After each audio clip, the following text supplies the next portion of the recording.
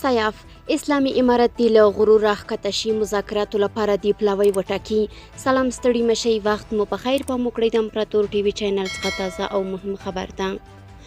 سیاف اسلامي امارت دی له غرور راښکته شي مذاکراتو لپاره دی پلاوی وټاکي. د افغانستان یو پخوانی جهادي مشر عبدالرب رسول سیاف د افغانستان په اسلامي امارت غږ کړی چې له خپلو مخالفانو سره د خبرو لپاره دی مذاکراتي پلاوی وټاکي. سیاف د څرګندونې د شمالي ټلوالي د پخواني وتلي قومندان احمد شاه مسعود د 22 تلین په مناسبت یوې آنلاین غونډې ته په خبرو کې کړي.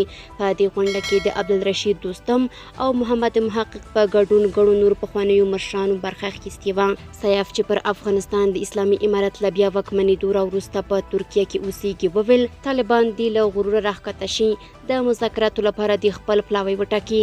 نړۍ ته د اعلان وکړي چې مخالفانو سره خبرو ته چمتو دي چې د افغانستان مشکل د خبرو له لارې حل کړو.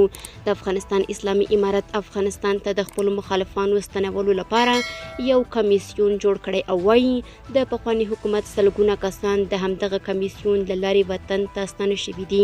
خو سیاف وایي د کمیسیون جوړول د افغانستان ستونزه نشي هوارولی.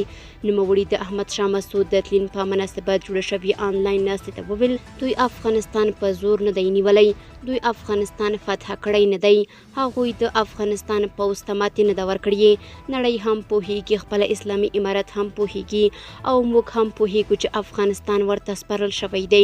ګڼ سیاسي او پخواني جهادي مشران د 2021 کال په اګست کې د اسلامي امارت له بیا واکمنېدو سره له افغانستانه ووتل.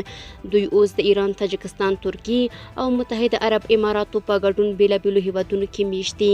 د افغانستان اسلامي امارت وایي له افغانستانه وتلي مشران بیرته هیواد ته ورستنېدی شي، خو ټینګار کوي چې په حکومت کې ځای او د سیاسي فعالیت اجازه نه ورکوي. همدا تیره اونۍ د کورنیو چارو وزارت سرپرست سراج الدین حقانی بامیان ولایت ته د سفر پر مهال مشخصا پر محمد محقق او کریم خلیلي غږ وکړ چې افغانستان ته ورستانه شي. خو د افغانستان خلکو د وحدت اسلامي ګوند مشر محمد محقق یې په غبرګون کې وویل چې له مذاکراتو پرته د دوی ستنېدل ستونزه نه حل کوي.